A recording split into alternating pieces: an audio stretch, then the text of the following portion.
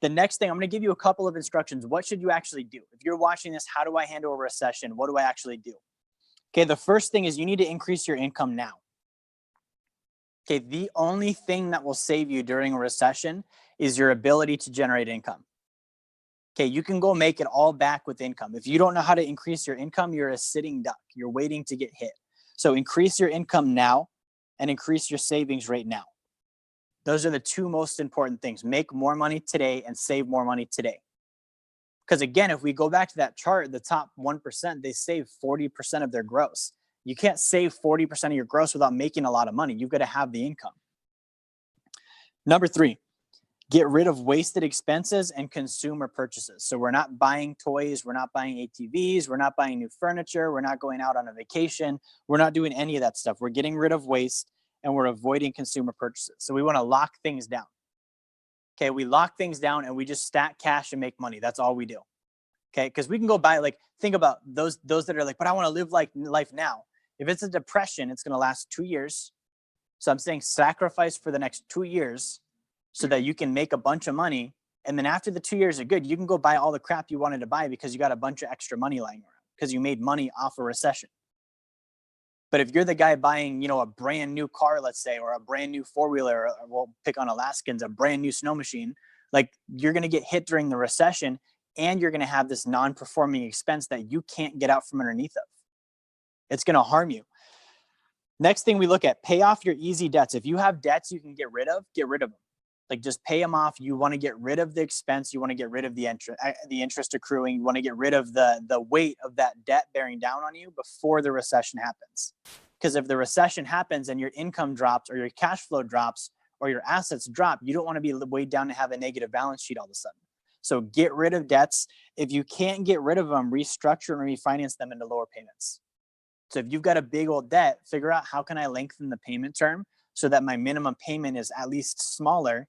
So during the recession, I'm not looking at a $2,000 a month bill. I'm looking at a $700 a month bill. And that might mean higher interest. If you extend a loan, a lot of times it does mean that. But I want you to realize this is short term. After the recession, you could refinance and get a lower rate, pull it back to where it was, pay it off early. But right now you're looking at how do I get the payments down? Okay. And then finally, if you have assets, reposition your assets into non-correlating and inversely correlating assets. So if you have a 401k that's in the market, that's going to be a very bad place for it to be. Figure out how do I get it out of the market into something that's non-correlating or inversely correlating. Okay, if you have a home right now, if you have a home and the recession happens, you will lose all your equity. You will not have equity. Pull the equity out of your house while you have it.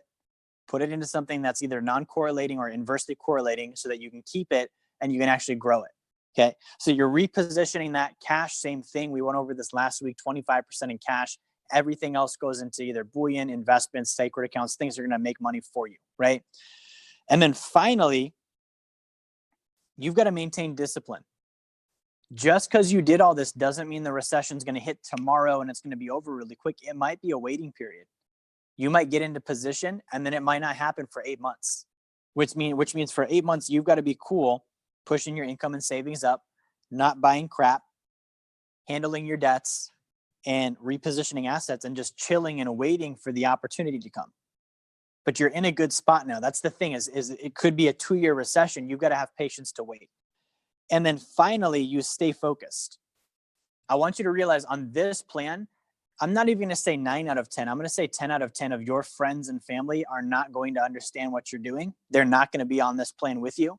So you have to keep your eye on the price. They're going to think you're weird. You're going to get made fun of. Your financial advisor is going to think you're crazy. Your coworkers are going to think you're nuts. You got to be okay with all of that because you know the data. Like we looked at the stats tonight. You saw them with your own eyes. You know what's going to happen. So if you know what's going to happen, it really doesn't matter what the 10 other people around you think. You've got to continue on with the game plan, knowing what you think and what you know.